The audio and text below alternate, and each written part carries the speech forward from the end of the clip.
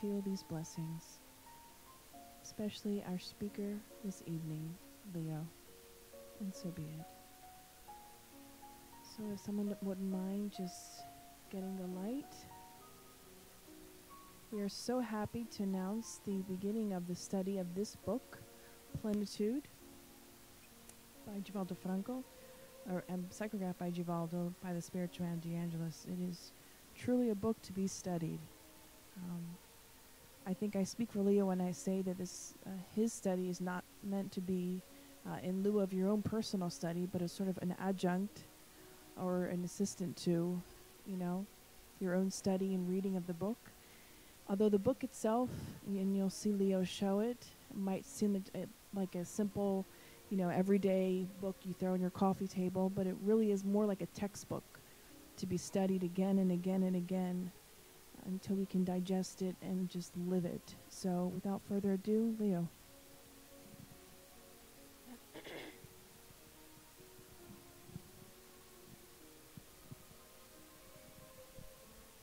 Thank you, Kirsten. Good evening, everyone. I know, good afternoon, actually. Yasko's not here to remind me. She will be soon. We miss her. If you are watching us, Yasko, hello. Also, hello, Darf. Huh? She's in the airplane. Okay, she'll see. She'll be happy when she watches this recording. Plenitude. We are starting this session, as Kirsten said, very exciting, and it's a continuation of the effort that we put last year when we studied the book Thought and Life, to work on one book in one area throughout the year, so we can kind of learn with the author and learn about what the author would like to bring to us. Taking back of what we went through last year, we can say it's always a challenge, right? When we start, much like a contract with the author as well with one another, because when we say that we're going to go ahead and work throughout the year, many sessions, not only we are invited to study, but also to put into practice. And you may ask, how can we help, right? Or how can we be more part of these sessions? Buy the book and read the book.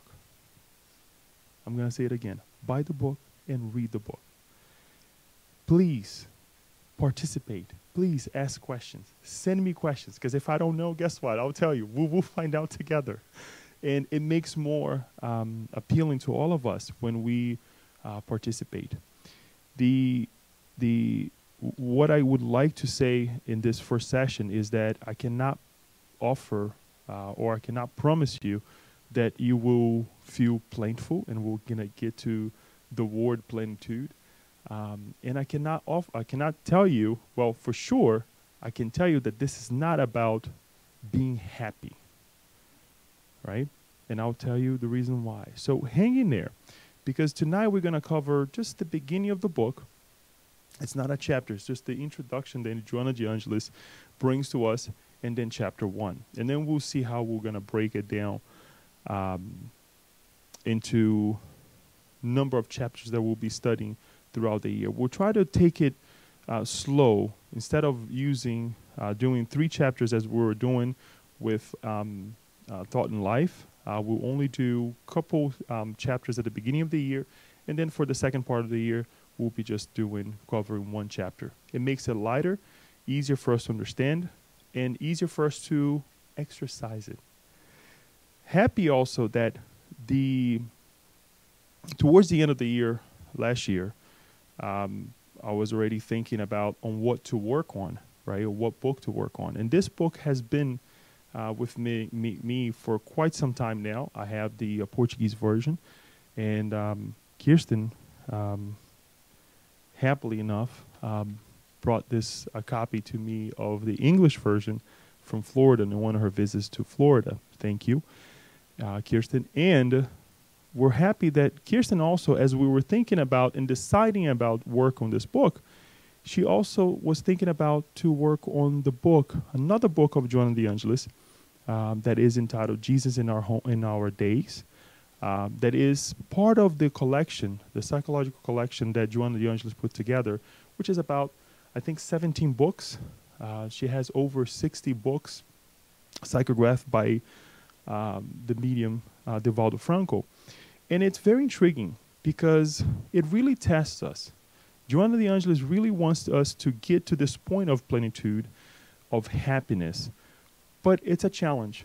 It's a challenge because we live on planet Earth. It's a challenge because we have feelings, because we emanate thoughts, as we learned last year with Emmanuel. And we receive the emanation of thoughts and feelings of others as well. And we process. Thank God. Because we're not just robots. We're not just elements, non-living elements, right, on Earth. And that's what we have to get to.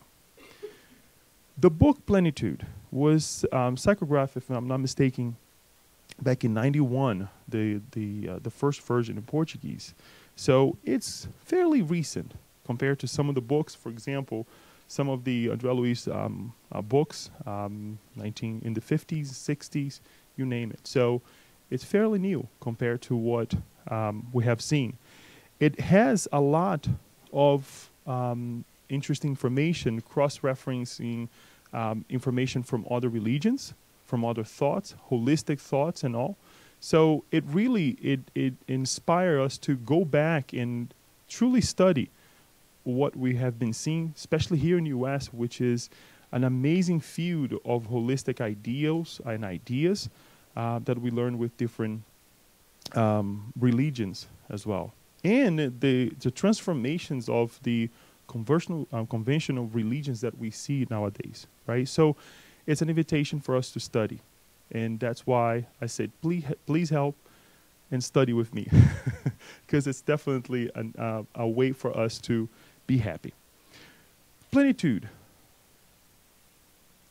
In a kind of way, and funny as well, when we look at the book, the title of the book, you think that we're going to be talking about what?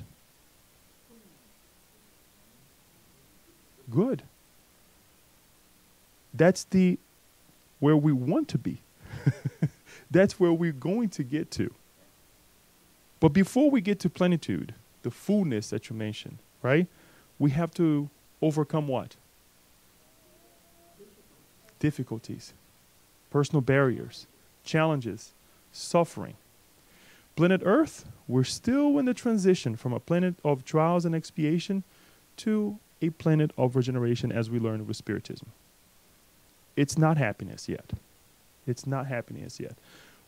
When we start working on the book, we look at it and say, okay, is this another way for us to look at suffering on the barriers of life, whatever it is, in another way that we feel happy and we're singing Kumbaya? No, it's not. Because at first it seems like, okay, is this something that we're reading again and it's just going to push us to be resilient, right? That idea that we are just bow our heads and everything's okay. No, it's quite the opposite. Joanna de Angelis is telling us, let's work. Let's exercise our will.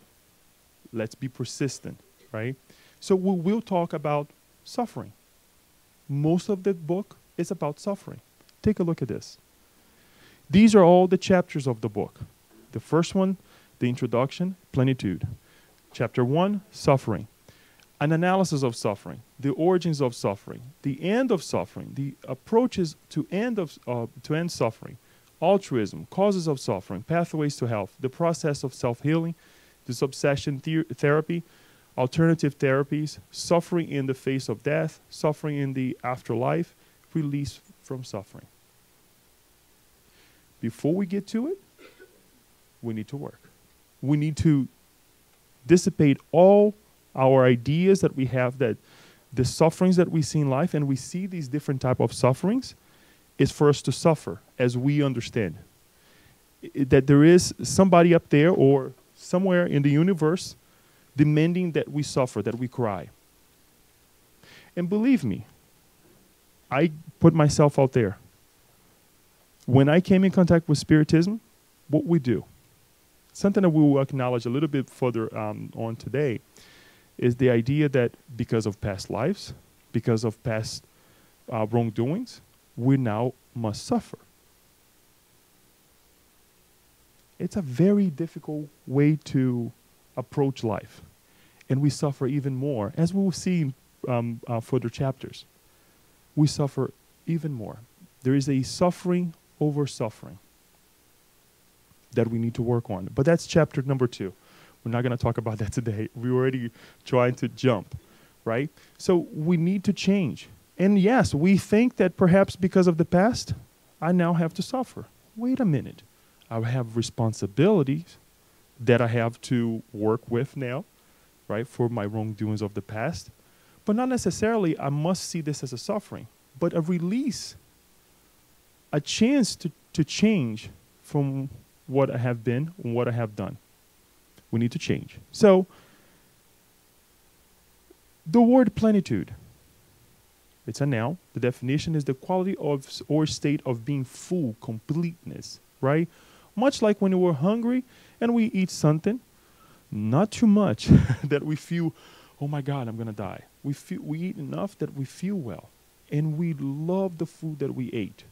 That we want so much to tell someone else, go and eat that food. Go to that restaurant, right? I'm giving you something mundane because it's easy for us to associate, because it's even hard for us to understand what this completeness really is in the physical body and on planet Earth. It's really hard. If just the idea of reincarnating in the physical body, it's suffering. It's not easy for the mother, for the spirit who is reincarnating. It's a lovely thing. It's an amazing thing, as we have seen here on the SSB and other ways too. It's God, right, living, showing us that there's love everywhere, but it's not easy. There's a struggle. Much so that we see also information through the books that there are spirits when they're engaging in this process of reincarnating, they get pretty, let's say, worried, to say the least. And they have to go through a process of adaptation before they reincarnate. So plenitude is this idea of being full, being complete, the abundance, having sufficient in our lives, right? But we're not talking about the material only. We include the material, we acknowledge the material, and we'll see Joanna de Angelis being very specific about this, but we're trying to say that it's the abundance of life, the abundance of understanding that we are eternal. Not only we had a beginning, which was a long time ago, but also we are eternal. There's no end. And that, for us to understand and live in our lives every day, it's quite hard. It's quite hard. So we will cover these first 2 chapters, if we can say it that way, the introduction entitled Plenitude, and then chapter 1, Suffering. What we would like to propose is that throughout the year, next month we'll cover 2 other chapters, and in March 2 other chapters, and then from chapter 6 on, we will cover just 1 chapter. If there is any changes in what we will cover, we will mention and we will send before. Why? Because I would like to make you part of this. What we would like to do is that not only through the end of each talk that we'll have, I will send you home with some homework. It's just going to be a question or 2 that you need to take note of it and answer it so you can bring to the next session. All right? You perhaps won't have to share, but at least you bring with you so you remember. All right? It's going to be a little exercise. As well as for those of you who are part of our WhatsApp group, I'll be sending you questions. No, it's important. It's really important because, as Kirsten was saying, if we take this book and we just flip it over and we read, but we don't really stop and think, you're wasting your time. I'm wasting my time. And then, once we read and we dive into it, we have to exercise it. It's the contract. There's no paper. It's our conscience, our heart, with everyone else. Because once we leave these doors tonight, we have received 2 beautiful chapters from Joanna de Angelis. We won't just bring every single thing, but the highlights of it and what's important to our day-to-day lives. But we know more. And knowing more, we have a higher responsibility. Excuse me, I have a little cold, so just bear with me. Joanna de Angelis starts this way. Daniel, is the font kind of... Okay, all right. Excuse me for 1 second. I can make it, I can change it real quick, no worries.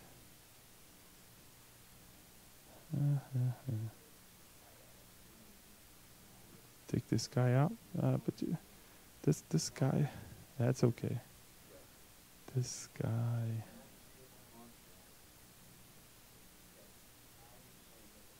All right.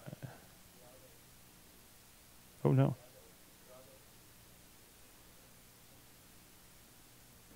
All right, and we may have to do this for the.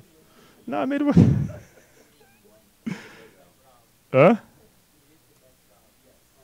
All right. I thought it was a beautiful background, but we'll work with what we have. You see? There's a suffering now because I wanted to show you the sky. But we overcome it. In the sun, right? But that's okay. We work with this majestic picture that is the cover of the book. Joanna de Angelis starts by saying pessimistic philosophies and arbitrary religious doctrines have established that life means suffering, and therefore every attempt at release from suffering results in failure. Let me take a look at it if I really copy this correctly. Put my glasses on. I may have a little typo there. Pessimist philosophies and arbitrary religious doctrines have established that life means suffering, and therefore every attempt at release from suffering results in failure. It is correct. So, faithful to this ignoble diagnosis, rash thinkers of yesterday and today have proposed suicide, euthanasia, and abortion as escape mechanism for dealing with distressing situations, and the death penalty as a means of punishment. All these approaches are the results of merciless and rebellious materialistic behaviors where cruelty assumes the leading role. Such individuals build their aspiration on utilitarianism and hedonism. But these are responsible for the distorted view of reality from which they wish to be free. Is it true that we are thinking the same way, or do you connect with this idea that all that we do in our lives is to run away from suffering, from difficulties? We may not have that idea, but if we truly dive within ourselves every day, as we hear, as we about to start the day, as we come in contact with other people, is to do what? Get by, right? Deal with work, deal with the family, deal with this, deal with that. But we have a very limited way to see life, to look at life, because everything is suffering. There's a struggle to get to work. There's a struggle to come back from work. There's a struggles at work, and I'm just starting the day, and as we start with day. For some of us, we have to take care of the kids, which is another struggle. And we look at life at the end of the day by having to cook dinner and sit down with family as a struggle as well, because we want to do something else. And life goes on. I know it seems miserable, but where's the beauty of the whole thing? And where is the necessity to go through this? And this is what Joanna de Angelis is calling us to do. What is the reason of all of this? Because we, in a way, have been inserted in this body, and here we are, now dealing with suffering, now dealing with an idea that I really don't want to be here, or if I'm here, I want to do different things, right? And then we find ourselves in this different mechanism of looking for a way out. Sometimes not directly, sometimes indirectly. Because we have these aspirations inside of us of being a utilitarian, being an hedonism. What is utilitarian? What is to be an utilitarian? Does anybody know? Does anybody know what to be a hedonistic individual? I know you do, Paula. I brought a video for each of you guys to see, for all of us to watch, because this is a little foundation that Joanna de Angelis is bringing to us, because sometimes we don't feel that we see life this way, but we do. And this responds to a lot of the trouble, a lot of the sufferings that we have. Excuse me for 1 second. This first video is about utilitarianism, and the second one that I will show, it's about hedonism. I would like to go and, before I play the video, this first one is going to be about 7 minutes, to give thanks to PBS for this beautiful video. And then the second one is through the Khan Academy website. Both beautiful videos, well put. This one a little bit funny. So hang in there, because at first you think that has nothing to do with the idea that we're bringing here, but it will make sense towards the end.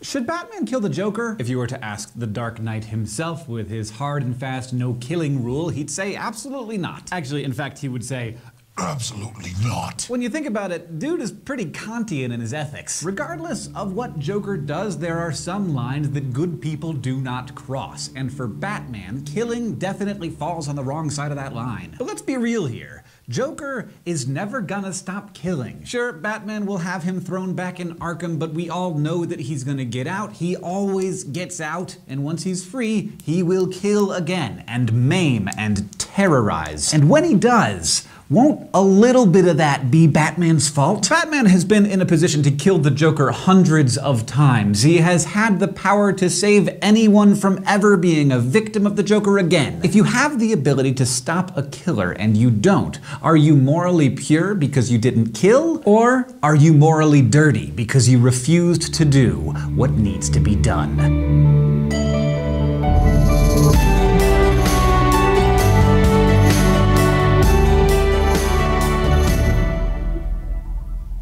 So, why do I describe Batman as Kantian? Well, the school of thought laid out by 18th century German philosopher Immanuel Kant, now known as Kantianism, is pretty straightforward. More precisely, it's absolute. Kantianism is all about sticking to the moral rule book. There are never any exceptions or any excuses for violating moral rules. And our man Batman tries his hardest to stick to his code, no matter what. But there are other ways of looking at ethics, like instead of focusing on the intent behind our behavior, what if we paid more attention to the consequences? One moral theory that does this is utilitarianism. It focuses on the results or consequences of our actions and treats intentions as irrelevant. Good consequences equal good actions in this view. So what's a good consequence? Modern utilitarianism was founded in the 18th century by British philosophers Jeremy Bentham and John Stuart Mill, but the theory has philosophical ancestors in ancient Greek thinkers such as Epicurus. All of these guys agreed that actions should be measured in terms of the happiness or pleasure that they produce. After all, they argued happiness is our final end. It's what we do everything else for. Think about it like this. Many things that you do for the sake of something else. You study to get a good grade, you work to get money. But why do you want good grades or money? There are different answers we could give, like maybe we're seeking affirmation for our intelligence or the approval of our parents or a degree that will give us a career that we want. But why do we want that particular career? Why do we want approval? We can keep asking these questions, but ultimately our answer will bottom out in, I want what I want because I think it will make me happy. That's what we all want. It's one of the few things everyone has in common. And utilitarians believe that's what should drive our morality. Like Kant, utilitarians agree that a moral theory should apply equally to everyone, but they thought the way to do that was to ground it in something that's really intuitive. And there's really nothing more basic than the primal desire to seek pleasure and avoid pain. So it's often said that utilitarianism is a hedonistic moral theory. This means the good is equal to the pleasant, and we ought morally to pursue pleasure and happiness and work to avoid pain. But utilitarianism is not what you'd call an egoistic theory. Egoism says that everyone ought morally to pursue their own good. In contrast to that, utilitarianism is other-regarding. It says that we should pursue pleasure or happiness not just for ourselves, but for as many sentient beings as possible. To put it formally, we should act always so as to produce the greatest good for the greatest number. This is known as the principle of utility. Okay, so no one's gonna argue with a philosophy that tells them to seek pleasure. But sometimes doing what provides the most pleasure to the most people can mean that you have to take one for the team. It can mean sacrificing your pleasure in order to produce more good overall. Like when it's your birthday and your family says you can choose any restaurant you want. The thing that would make you happiest is Thai food, but you know that that would make the rest of your family miserable. So when you choose Chinese, which is nobody's favorite but everybody can make do, then you've thought like a utilitarian. You've chosen the action that would produce the most overall happiness for the group, even though it produced less happiness for you than other alternatives would have. The problem is, for the most part, we're all our own biggest fans. We each come preloaded with a bias in favor of our own interests. This isn't necessarily a bad thing. Caring about yourself is a good way to promote survival. But where morality is concerned, utilitarians argue, as special as you are no more special than anybody else. So your interests count, but no more than anyone else's. Now, you might say you agree with that. I mean, we all like to think of ourselves as being generous and selfless. But even though I'm sure you are a totally nice person, you have to admit that things seem way more important, weightier, higher stakes, when they apply to you rather than to some stranger. So utilitarians suggest that we make our moral decisions from the position of a benevolent, disinterested spectator. Rather than thinking about what I should do, they suggest that I consider what I would think if I were advising a group of strangers about what they should do. That way, I have a disposition of goodwill, but I'm not emotionally invested, and I'm a spectator rather than a participant. This approach is far more likely to yield a fair and unbiased judgment about what's really best for the group. Now, to see utilitarianism put to the test,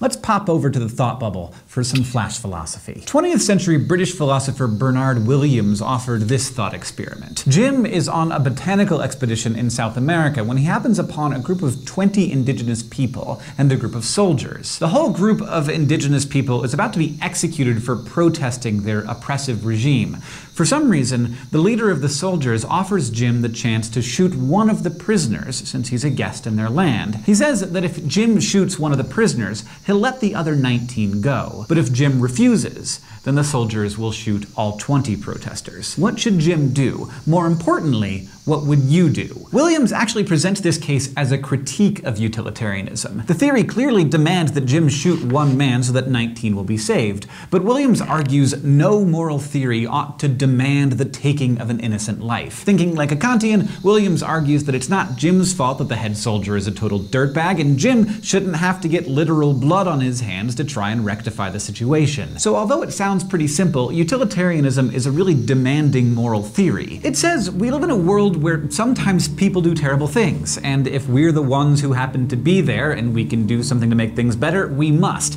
even if that means getting our hands dirty. And if I sit by and watch something bad happen when I could have prevented it, my hands are dirty anyway. So Jim shouldn't think about it as killing one man. That man was dead already because they were all about to be killed. Instead, Jim should think of his decision as doing what it takes to save 19. And Batman needs to kill the Joker already. Thanks, Thought Bubble. Now, if you decide you want to follow utilitarian moral theory, you have options. Specifically, two of them. When Bentham and Mill first proposed their moral theory, it was in a form now known as act utilitarianism, sometimes called classical utilitarianism. And it says that in any given situation, you should choose the action that produces the greatest good for the greatest number, period. But sometimes the act that will produce the greatest good for the greatest number can seem just wrong. For instance, suppose a surgeon has 5 patients all waiting for transplants. One needs a heart, another a lung, 2 are waiting for kidneys, and the last needs a liver. The doctor is pretty sure that these patients will all die before their names come up on the transplant list, and he just so happens to have a neighbor who has no family, total recluse, not even a very nice guy. The doctor knows that no one would miss the guy if he were to disappear, and by some miracle, the neighbor is a match for all 5 of the transplant patients. So it seems like, even though this would be a bad day for the neighbor, an act utilitarian should kill the neighbor and give his organs to the 5 patients. It's the greatest good for the greatest number. Yes, 1 innocent person dies, but 5 innocent people are saved. This might seem harsh, but remember that pain is pain regardless of who's experiencing it. So the death of the neighbor would be no worse than the death of any of those patients dying on the transplant list. In fact, it's 5 times less bad than all 5 of their deaths. So thought experiments like this one led some utilitarians to come up with another framework for their theory. This one is called rule utilitarianism. This version of the theory says that we ought to live by rules that, in general, are likely to lead to the greatest good for the greatest number. So yes, there are going to be situations where killing an innocent person will lead to the greatest good for the greatest number. But rule utilitarians want us to think long-term and on a larger scale. And overall, a whole society where innocent people are taken off the streets to be harvested for their organs is gonna have a lot less utility than one where you don't have to live in constant fear of that happening to you. So rule utilitarianism allows us to refrain from acts that might maximize utility in the short run and instead follow rules that will maximize utility for the majority of the time. As an owner of human organs, this approach might make sense to you. But I still gotta say, if Batman were a utilitarian of either kind, it wouldn't look very good for the Joker. Today we learned about utilitarianism. We studied the principle of utility and learned about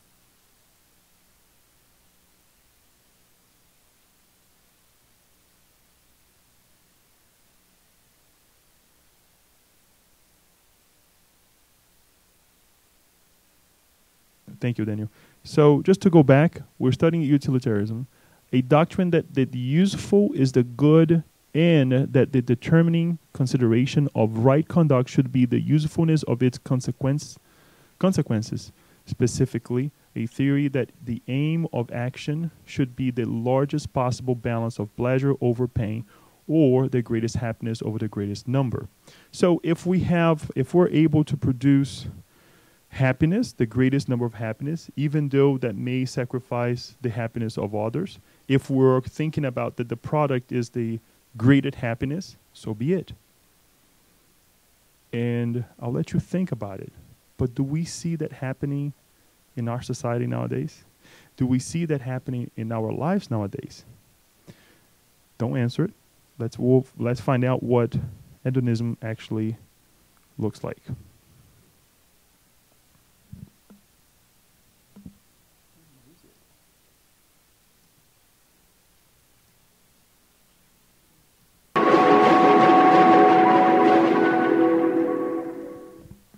Hi, I'm Richard Rowland. I'm a lecturer in philosophy at the University of Oxford. I want to talk about hedonism and the experience machine. Hedonism is a view about what things are good for us. According to hedonism, the only thing that is good for us is pleasure, and the only thing that is bad for us is pain. One good reason to accept hedonism is that if doing something doesn't give you pleasure or enable you to avoid pain, then it doesn't seem that that thing is good for you. Suppose that you've made a promise to a friend, but that keeping that promise wouldn't give you any pleasure at all. In fact, it would cause you pain. In this case, although it might be morally good for you to keep your promise, and because it's morally good for you to keep your promise, there might be some reasons for you to keep your promise, it doesn't seem that it would be good for you at all to keep that promise. The most serious problem that hedonism faces comes from a thought experiment. This thought experiment is due to Robert Nozick. Imagine that there's a machine, and you can get into this machine and experience doing whatever you want to do. And once you're in the machine, you won't know that you're only in the machine, having the experience of doing what you want to do. Rather, you'll believe that you're in fact doing what you want to do.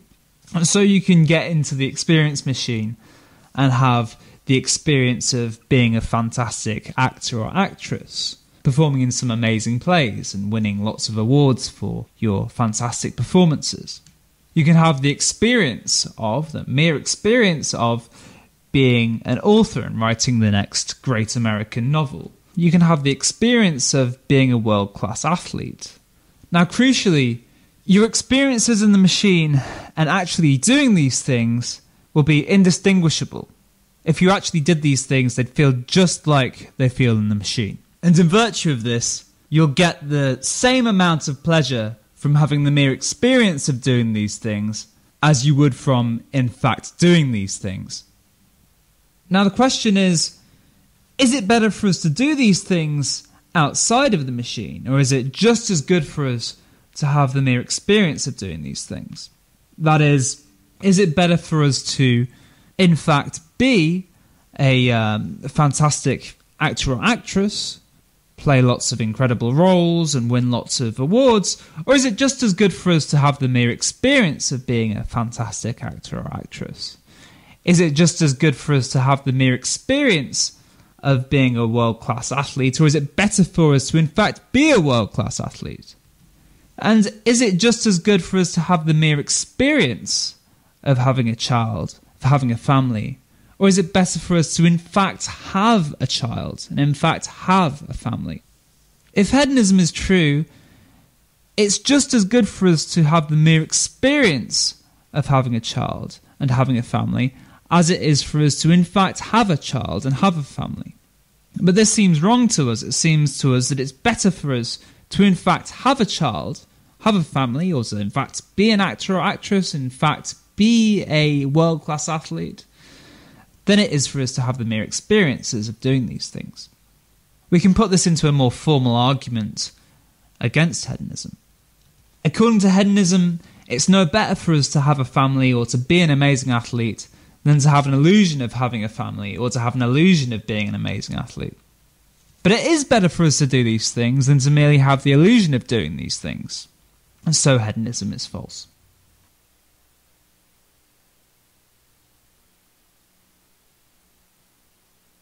Kirsten, can you bring the light on again, please?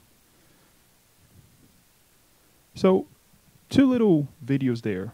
And the reason we brought this, even though it's a little bit lengthy, for us to watch the whole thing, is for us to truly, when we're reading the book, is to go and exercise our will and understand what these words that Joanna de Angelis bring into us as hedonism, through the Merriam-Webster dictionary, is the doctrine that pleasure or happiness is the sole or chief good in life, a way of life based on or suggesting the principles of hedonism. She was a perfect specimen of selfish hedonism, done on Armstrong. And we also would like to emphasize again on when we are dealing with these different types of questioning about life, we have to do what? We have to bring the opposite idea. We have to study the consequences of it. And that's what a lot of the philosophers do when they're analyzing such a theories or different theories. So just an illustration of what this book is bringing to us. And so we understand that a lot of our sufferings, as we will see throughout the book, it's grounded on this, that we're looking for pleasure. We're running from the reality and we're looking for pleasure. We're looking for ways out, right? Ways that we will live our life in the immediate. Things that brings to us pleasure based on what? Based on our materialistic view of life. So Joanna de Angelis says the following. Of course, suffering is part of life. It is nature's device through which intellectual and moral progress is expressed and consolidated. So analyzing the idea of, I'm trying to take this out, excuse me for one moment. Taking the idea that we are, just 1 second, guys. I'm just going to leave it the way it is, and I'll read it for you guys. Sorry. Of course, suffering is part of life. It's nature's device through which intellectual and moral progress is expressed and consolidated. It's a way for us to progress. But how do we take this idea of progress when we are in face of suffering? What's the only way out? We'll see further down the road. Likewise, the spirit needs to polish the edges that hide its light. And for that reason, suffering is a normal occurrence, which knowledge and willpower can direct in a balanced way so that suffering can fulfill its sublime purpose. I want to read these 2 parts, and I'll give you a couple examples. Everything goes through suffering. Everything goes through challenges, right? For example, these chairs to be here, the metal that composes the chair, it's part of the chair. The plastic had to go through what? Fire, right? Had to go through some changes, through the hammer of whatever, right? When we look at a diamond, for example, it had to go through the pressure of earth, right, through certain thousands and thousands of years to become a diamond, right? But before becoming a diamond was what? Just dirt, if we can express that way, right? Ourselves, to get to the point where we are right now, we also suffered.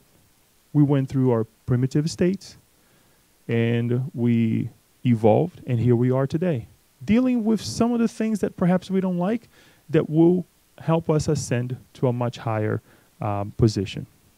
So we need this suffering that we're analyzing here. And when we look at little by little, we'll be able to change our perception of suffering, but it's not something that's going to happen just yet. On the other hand, suffering is linked to each person's sensitivity. Thus, it varies and takes on the different dimensions accordingly. The pain of the brute is wild and perturbing, exploding in aggression and madness, whereas the suffering of the ascete and the saint is expressed as a yearning for deliverance and inner growth. This right here is key for our ways to deal with our suffering and the suffering of others as well. I always like to use the example of a paper cut, right? The little annoying paper cut. It's not a major thing, but it hurts. It's annoying, right? When you have that paper cut so when you have your own paper cut and somebody says, it's just a paper cut. You're like, wait a minute, but it hurts. It hurts, right? Sometimes we like to do that with our brothers and sisters, to say that their pain is nothing. To say that their pain, even though perhaps we have already been through and we survived, we think that, we can just go back and say, oh, that's nothing. You'll be fine. That person is going through that moment of pain right now.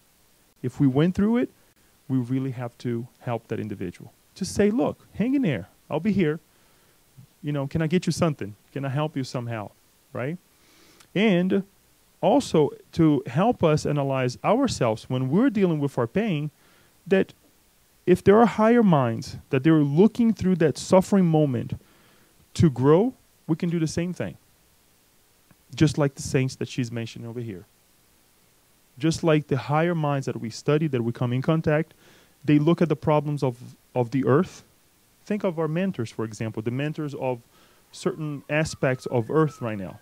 What do you think they were thinking? Do you think they're in despair because we have a government shut down? No. They, number one, accept our free will, right? They understand that we have our choices that we can make individually and in collectively as well, but they don't despair. And they have an understanding as well, and we'll talk more about this over and over and over, that there is a God.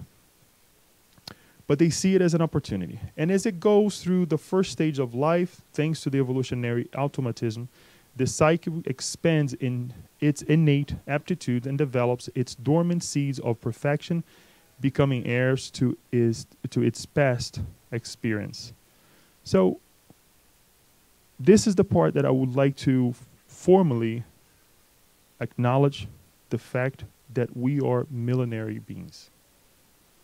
The sufferings that we see right now, yes, as we mentioned earlier, can be a consequence of what we have done in the past. And it is. Everything that we have done so far, as we have mentioned here before, all the encounters that we have, both the living and the non-living, it's a consequence of what we have done in the past. Why you're here today? We made a decision. We made a decision based on what we have created in the past. The friendships, right? The ability to know that somehow there is this place because we went after. Over the years we cultivated, and here we are together, right? So just a little glimpse to understand that we are just a consequence of our past. Now, take that and transform it to the future. It's something that we hear every single time we come to the SSB, but it's never a bad thing to remember again. Because tomorrow, it's a consequence of today. A year from now, 10 years from now, the next life, right? So what are we doing with the suffering, the challenges that we're having in our lives now? How do we see it? It's up to each one of us to answer it. So we come in contact with all these different ideas that we're seeing now, all the changes that we're seeing in our lives now, all the callings to truly analyze who we are.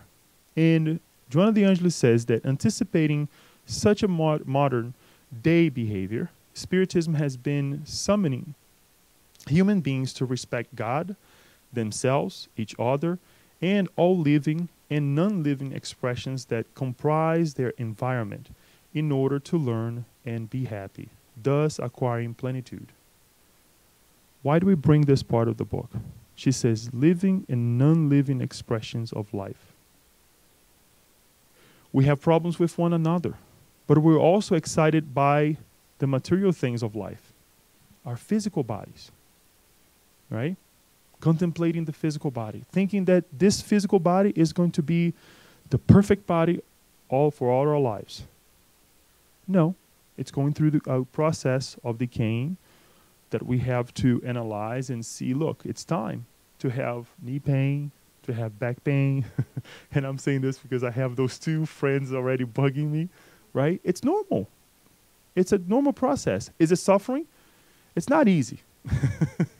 But it's a way for me to grow. Because when I have to stand up a little slower, right? Correct my posture, because I can't just be like this, right? And everybody's now fixing themselves on the chair, right? Right? Or walk straight. Don't walk slouchy, because your knee is going to complain later on. Just giving a couple examples for us to think that we have to analyze not only the living beings, because we have problems with one another, things that we have to fix, love more, be more lovable, right? Accept love as well, but also the other things excites us. Not to look just for the physical things and say, oh, I want this and I want it now. This will bring me more pleasure. This will bring my family more pleasure. But there is a cost to it that we have to acknowledge too. Considering the human's quandary individuals are faced with their lack of self-knowledge, and considering the pressing factors that trigger suffering,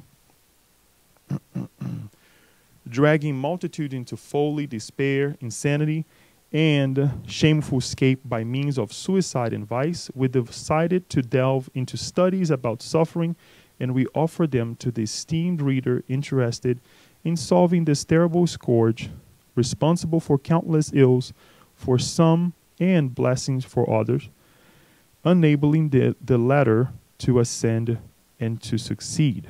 We analyze some of the aspects of suffering from the Buddhist and the Christian perspectives, and propose the Spiritist solution due to the timelessness of the postulates that comprise the revelation of the Consoler, inviting humans to self-discovery, to live in the gospel, and to lucid behavior resulting from study and illuminative work on the path of fraternal charity. This is what Joanna de Angelis will be offering through this book. This beautiful analysis of the Buddhist, as she's mentioned here, the Christian, and bringing the Spiritism to enlighten us our responsibility with life, with one another, right? To say, where are we going with all of this? Where can we be? How can we be plentiful? In the next chapters, we'll see that she makes some references to Buddhist ideals that is very helpful for us, right? Not to live in the both extremes of life, but live with balance, right? But we'll see more of that in the future. And it's interesting that she brings this timelessness of that Spiritism brings to us, right? Of allowing us to truly see our essence. That is not just this lifetime. That is just this moment, but many lives. The baggage that we bring from the past, what we have in our hands right now, what we are really gathering in our hands right now with the past, but also what we will take with us in the future, as well as what everybody else has with them. Not to judge, but to truly utilize our baggage in a nice way. So chapter 1.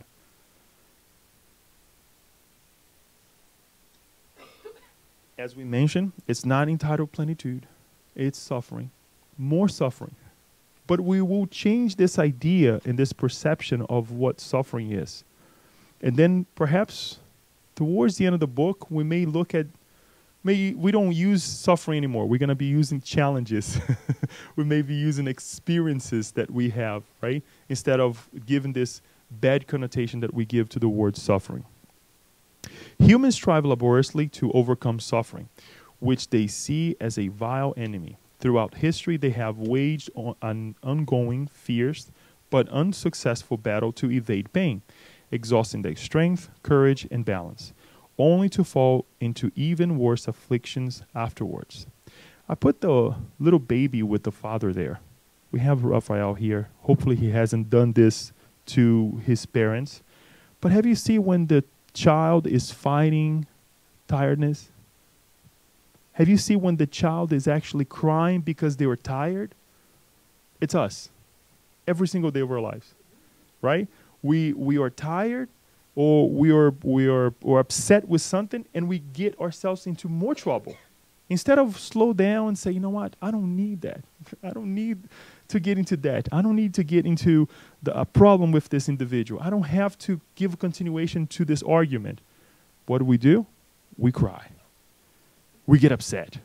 And we give, that person a lip. We give this person, we do this, we do that. It's the same thing. It's a reaction. It's a reactive mode that we create in our lives. The baby don't have control. They don't know. And all that they see is, or feel, is the ability to scream. They want attention. They don't know that if they put their heads down, they will sleep. Quite frankly, a lot of the issues happens when parents now acknowledging that part is that, because I went after as well, because most of the time that happens because the parents miss the time that the baby had to go to sleep, had to fall asleep, take their little nap, and then they get more tired and they get upset. But it's a way for us to exemplify what we're trying to bring here in this first part of chapter 1. 2 bullet points that I bring here, and we'll discuss. It is our main goal to get through suffering unscathed.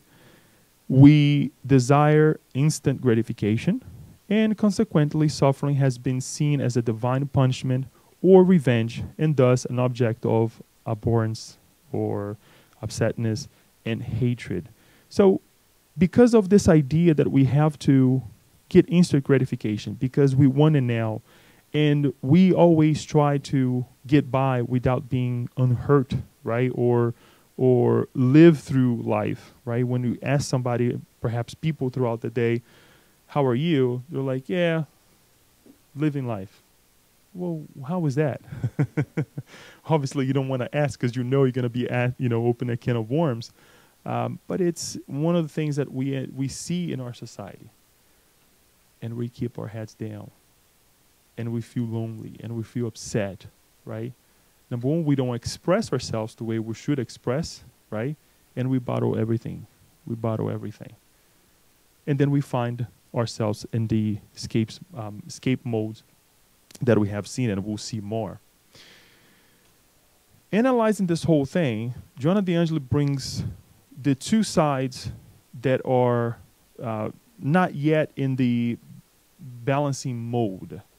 In various mythologies, the figures of jealous, spiteful gods, inflicting punishment on people and taking pleasure in their pain have been the age-old answer to earthly sufferings. The different philosophical school and religious doctrine have somewhat in agreement with such an absurd notion have established purifying methods for release from suffering. These methods range from the most barbaric, scourges, silices, ritual killings, promises, and offerings to the severest asceticism, seeking to deny the world and hate it so that by assuming such postures, they might pacify or please gods or God. In one side, we're budgeting with God. If I do this, if I live this way, you get me out of suffering, or you'll help me get by. If I offer you this, guess what? Why don't you give me that, right? Or we live under fear, saying, if I do this, God will not punish me. How many times that happens to ourselves in our lives? That we're budging with life. Perhaps we don't even have this notion or conversation with God, but we have this idea that if I do A, B, or C, this will free me from situations in life that I don't have to go through. Sometimes that can be detrimental in a way that we do things that we're in fact directly analyzing life this way, or sometimes we don't do things in life because we're too afraid, because we think that we will be punished. It's okay to take risks in life. It's okay to do things in life that perhaps it may be a little bit risky. When I say risky, is that it will test our intellectual, moral capabilities. Going to school, taking on perhaps an idea to buy something for you or for your family, or to establish a family, right? But we think that there will be too much problems in my life. I will be punished. I'll have to deal with certain things that I don't want to deal with it. Well, there's a price for everything. Then the second part of it is that at the same time, Stoicism heirs to certain Eastern behavior, has attempted to humanize people against suffering by encouraging them to lead lives of serious sacrifice, in and itself a cause of suffering. Live by the book. Yes, live by the book. We have to do the right things in life, but it's not that I'm going to create certain things in my life that will help me punish myself. I don't have to look at the idea of past lives and bring that idea onto me to think that it's okay to suffer. It's okay to cry. It's okay to let my neighbor say A, B, or C to me because I'm just paying things from the past. That is not living righteously. It's really us not taking full responsibility of our day-to-day actions and what has happened in the past. So we have to bring this balance. We have to bring balance in our lives. And we'll see a little bit more balance in our lives in the future chapters. But let us look at life in a more calm way, inviting way. Because if we acknowledge that there is a creator, if we're going to this path that we have to suffer or we have to live in the extremes, then we're not on the right path here. Joanna de Angelis, if anything that we can take tonight, Joanna de Angelis brings this to us. Pain, however, is not a punishment. Instead, it is one of life's excellent devices for achieving its own goals. Daniel, and forgive me, Daniel and Kirsten, I'll bring this example. Was bringing the example last week of Raphael having the shots that every baby, right, has to receive, and it's painful for the child and it's painful for the parents. My kids received, we all received, hopefully, and we know it's painful. Imagine for a little baby. But we know now with our reasoning, our technology, that if the baby doesn't have the vaccines, what happens? They're going to suffer even more. Now, that may be an utilitarian way to think that, that little suffering now will prevent more suffering in a flip way or mode to see. But it's true, right? That we need these moments of our lives to really ascend, to live better lives. And thank God for, the medicine, technology that we have that prevents us so much harm, and more is coming, hopefully.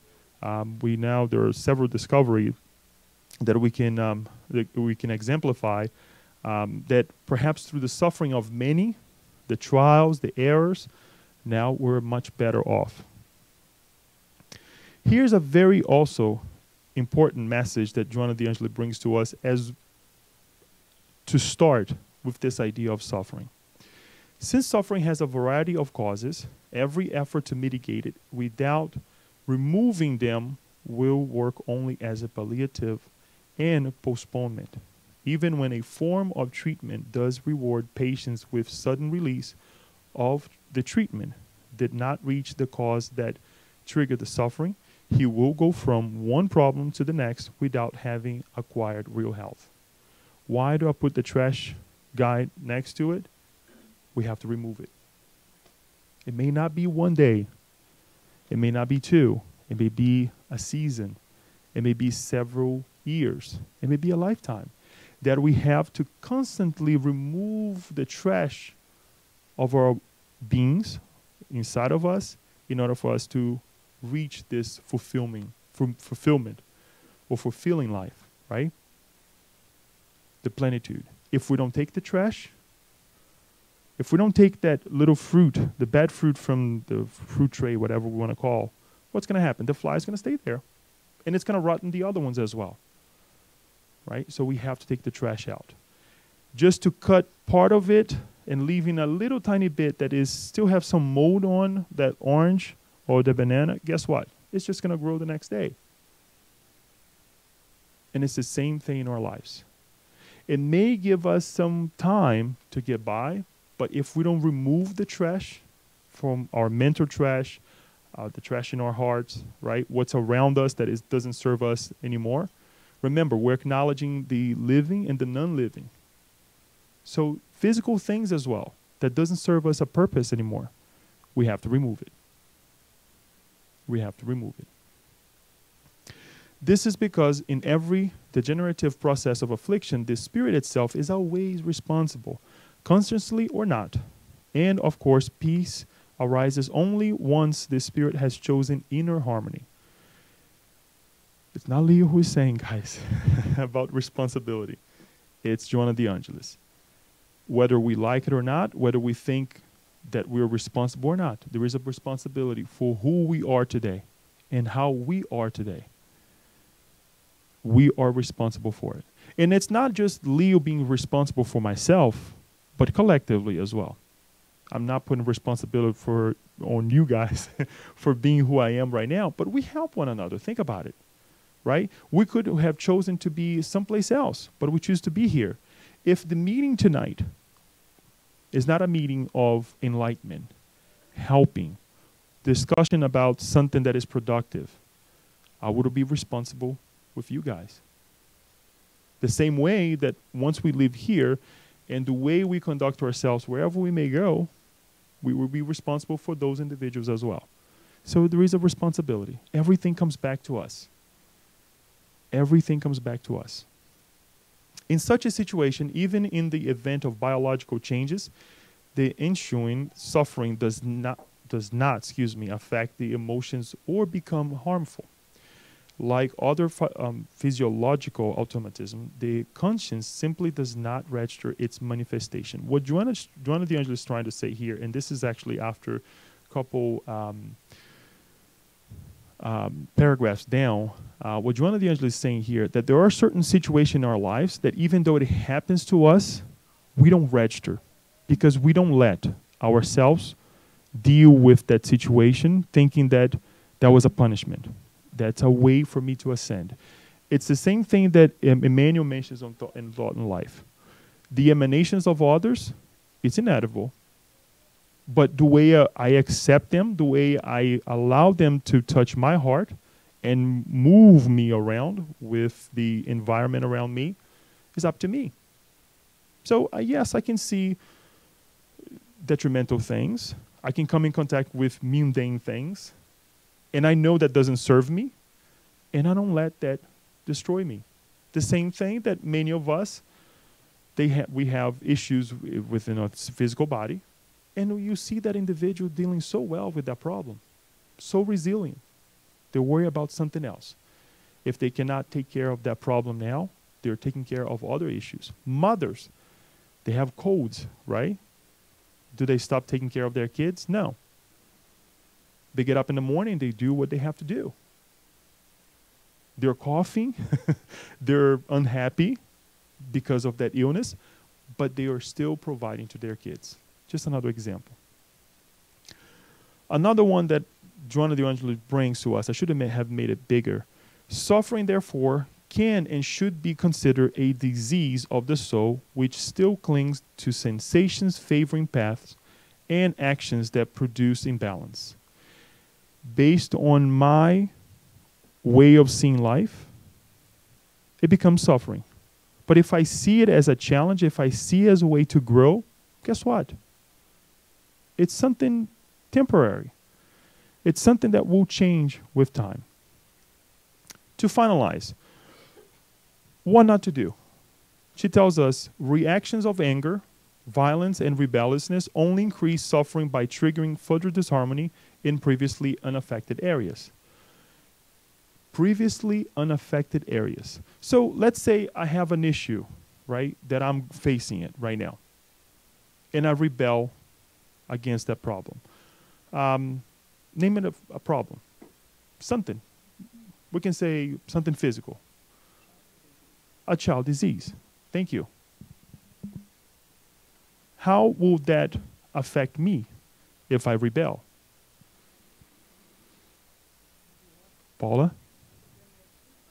There you have two problems. Thank you. Now, not only that child, is going through, fighting a disease, now you also have your immune system, because your detrimental thoughts, right, your disharmony, now it's making you incapable not only to help that child, but to also help yourselves.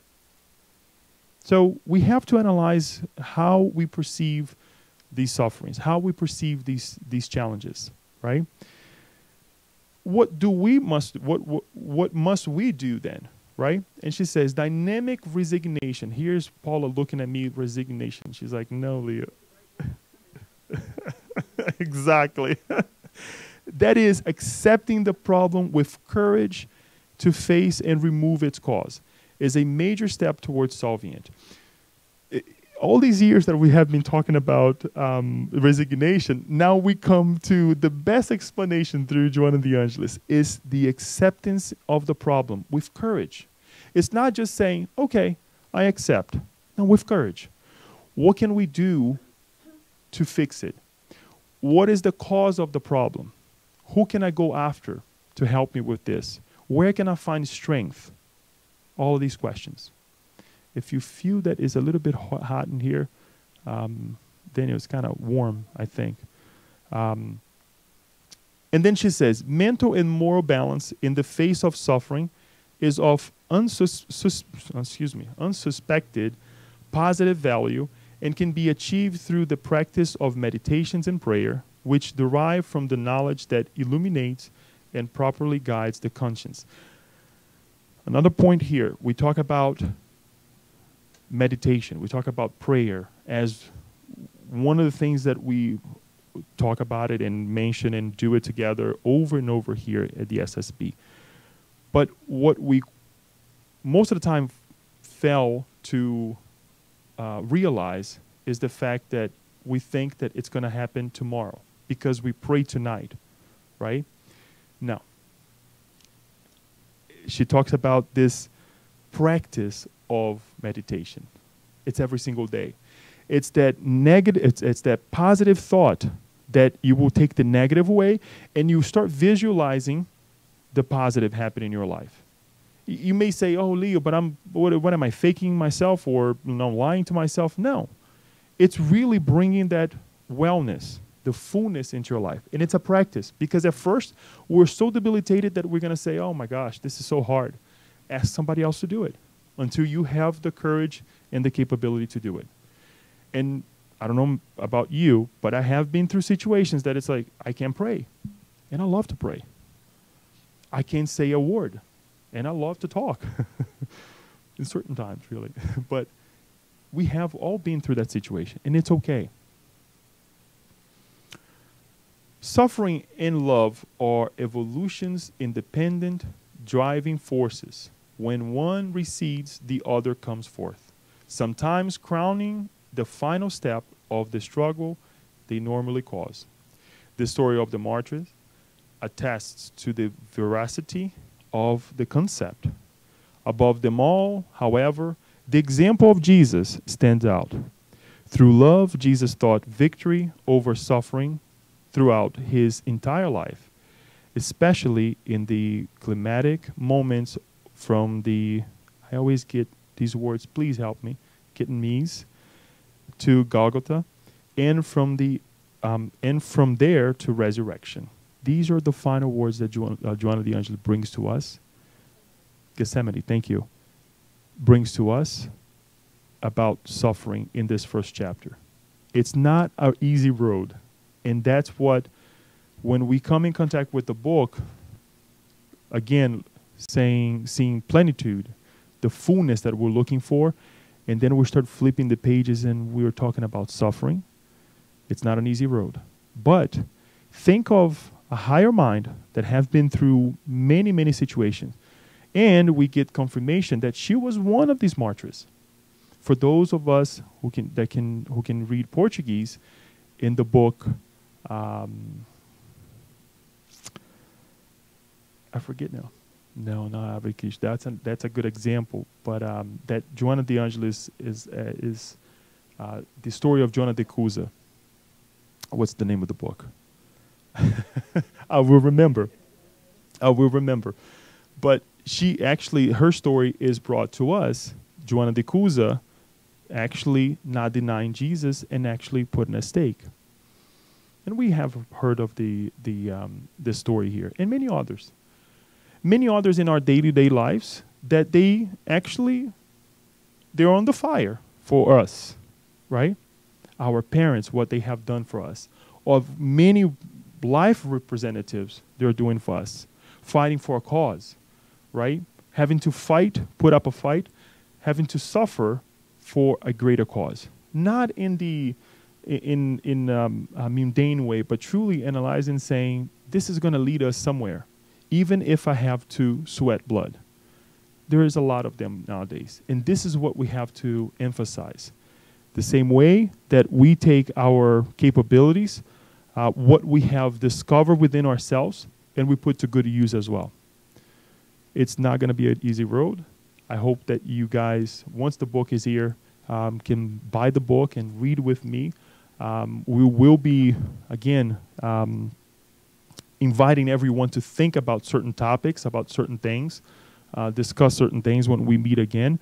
In the next session, we will try to cover these two other chapters, an analysis of suffering.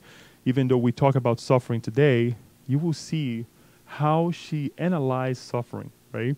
Because you think, oh, we know already about suffering. But you analyze, and she will also bring the origins of suffering as well. Some already we have mentioned, glimpses of past lives, what we're doing nowadays, right? The collective, the individual part of it. But there is more to come.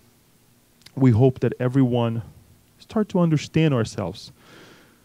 This was much bigger on my computer, but I don't know what happened. Let us understand ourselves and one another and reach plenitude. I'll open up for questions, comments that you may have. Even if you have glimpsed about the book, please let me know. Or what do you think about this idea of plenitude? Have you ever felt plentiful? Or what are the struggles that you have in your lives nowadays that you want to work with through this book?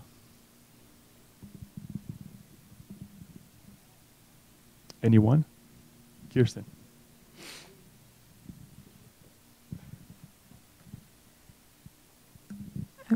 A great talk. I think it's fair to say. You say something? No? Okay, that Raphael wanted to talk. I think it's fair enough. I think it's fair enough for us to say.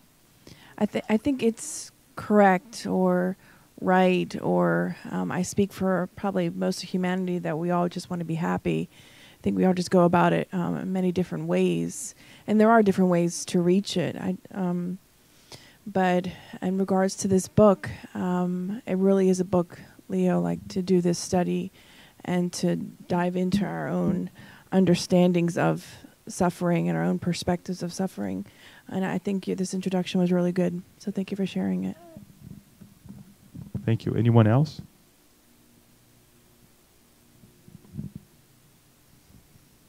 Daniel. Safe to say. Okay. I just wanted to make a comment on the, especially on the video that you present about what's wrong and what's right. So if we would take a life of one person or a life of, to save like 19. So in the Spirit's book, we have this question. I just wanted to bring this, that Kardec asked about, how much something can be considered evil. If, for example, we give an example about, someone that is stealing $1 million, I'm just like paraphrase here, or someone that's stealing $1. So which one is wrong? So the Spirit said, evil is evil. There is no half evil. There is no, just because the proportion is different. So before God's law, it is wrong. So I just wanted to make this comment because it seems that Joanna de Angelis also, when she talks about this in the book and also the video that you present, is correct. I mean, like at the end, sometimes we forget that it's just because we do a little bit. It's not bad. It's not wrong. But before God's law, it is wrong. It is correct, Daniel. It's hard for us to understand because we're budgeting, right? We're trying to compensate, the one right or a couple rights with a wrong. When we did wrong already, it's done. Now, that doesn't mean we cannot do right things from now on, right, to fix what happened in the past. But we're still living in the past. Guilt issues, problems, many things that can arise from it. But definitely, it's a challenging life. It's very challenging to do the right things, to make good decisions. And it's a challenge for us to understand one another because we have our shortcomings, but we're being invited for more. Thank you. I'm really looking forward to getting the book, but that was a great introduction. Just because the British have a different way of pronouncing the word, we Americans call it hedonism. It was interesting to hear the British guy use hedonism. I mean, not that we have to pick over it, but if we're in this country, most of us say hedonism.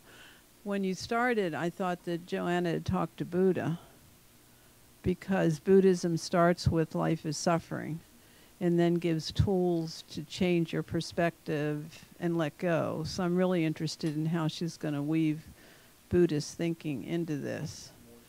Yeah, because it's very helpful. We will see more in the next chapter. I was going to cover both the first 3 chapters today, but definitely we would lose a lot of content because then we have to go pretty fast with it. So we kept it for next session. And that's what we'll try to do, not to go so fast, but to really take it to heart, to say it that way. But yes, there will be, she brings the Buddhist idea of not living so much into the extremes, right? She talks about what we learn with Buddhism to the suffering over suffering. The suffering because of the escapes that we create and many other things. It's a beautiful analysis that she does. And it is definitely an amazing foundation.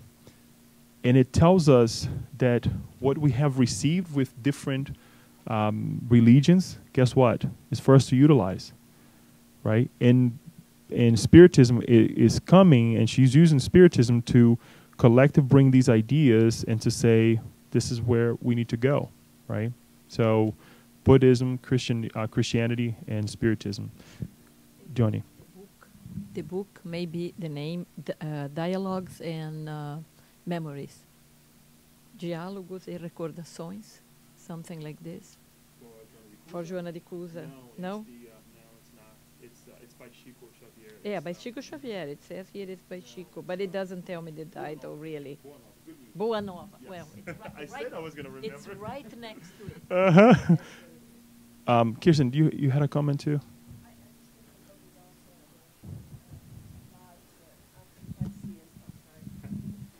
I just wanted to say I think the book is a nod to our complexity as human beings because, we talk about, let's be happy, positive thinking, but the more and more you study Joanna de Angelis, you realize we are extremely complex beings, and it's not, you know, overnight that we can solve our problems, although I think we live in a society, like she says, of instant gratification. But in reality, it's more like, you know, like from the movie Shrek, we're like different layers of an onion. You know, we got to keep peeling away and peeling away. And though it's hard and we may cry, but it's, you know, there's a purpose there. So, yeah. About the suffering is interesting because I'm here today. I'm so happy. It's better be here than be working. But it's better be working than not work at all. Thank you. Thank you. Yes. To finalize, folks, I would like just to thank everyone for allowing us to share this moment with one another, read these good passages from this book. I'll remind everyone, please read it once we get the books here, because you will take your own takes. You will, you know, come to your own decisions. And if there's something that you would like to discuss, please call me. Please let me know. Before even present, because you'll be enlightening me with your ideas as well. Because what I'm doing, it can be done by anybody else. And what I would like to emphasize as well, because we ordered both books.